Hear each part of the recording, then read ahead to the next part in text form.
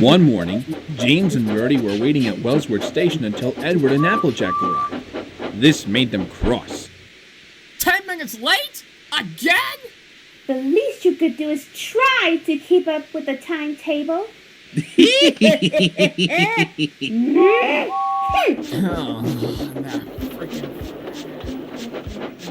After they finished their day's work, Rarity took James back to Titmichette's and placed him on the turntable.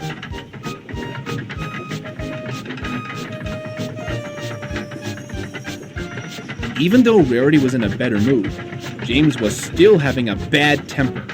Rarity, I just don't get it. Edward is impossible to deal with. He clanks about like a bunch of old iron, and that he's been so slow that he has to make us wait. Thomas, Percy, and the other ponies were indignant. Old iron? Slow? What? How dare you say something to Ella like that? You ought to be ashamed of yourself! Pinkie's right. Why, I bet Edward could beat your tender in the race anytime. He's right. Never judge an engine or a pony by their age. Oh, really? I should like to see him try it. Jamesy, that's enough! Next morning, when James and Rarity had brought a goods train into the Nafford Harbor Yard, the unicorn was suddenly feeling ill.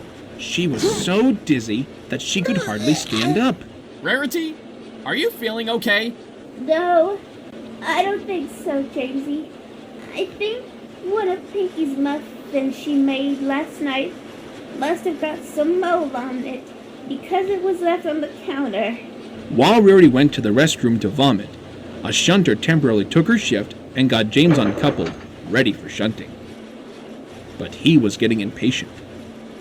Suddenly, a signalman was shouting, and there was James puffing out of the yard. All traffic halted. This is an emergency. Then, when Rarity was feeling better, she was sent to see the signalman, and he explained what had happened while she was gone. Pardon me, darling, but why did you send for me, and why is all the rail traffic stopped at the moment? Well, it's about your engine. You mean Jamesy?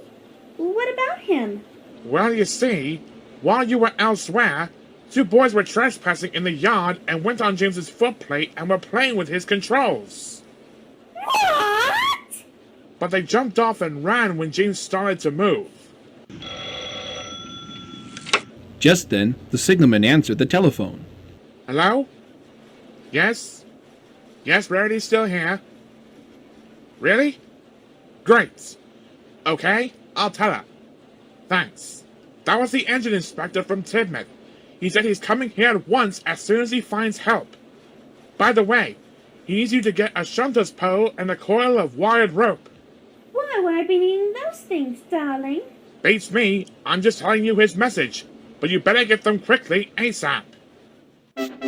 Several minutes later, Rarity was ready when Edward and Applejack arrived with the inspector.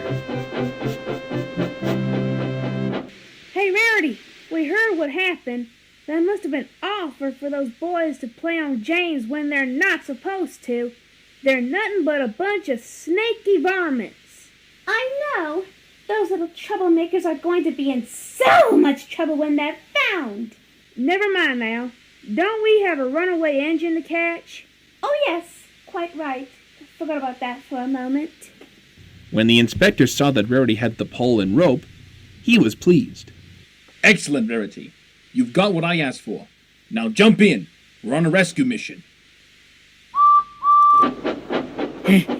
We'll catch 'em. We'll catch 'em. Meanwhile, down the line, James was having the time of his life. This is the life! I'm king of the rails! Woo-hoo-hoo-hoo! But the fun didn't last very long. Suddenly, James found himself going faster. He also realized that Rarity wasn't on board. What am I going to do? Without Rarity, I can't stop by myself! Help! Help! We're coming! We're coming!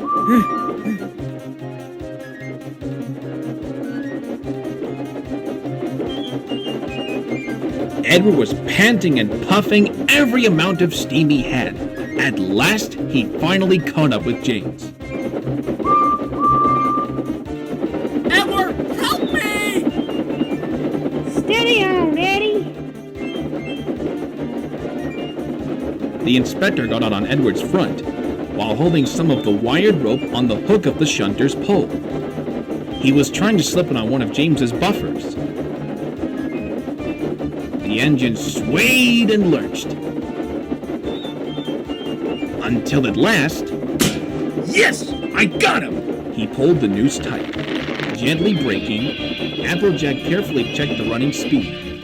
Then Rarity scrambled into James's cab and regained control. So, the old iron caught you after all. I'm sorry for being rude, Edward. Thanks for saving my tender. You were amazing. Oh, that's alright. The two engines and their ponies arrived at Crosby Station side by side. Sir Topham Hatt was already there waiting. Well, I must say, a fine piece of work.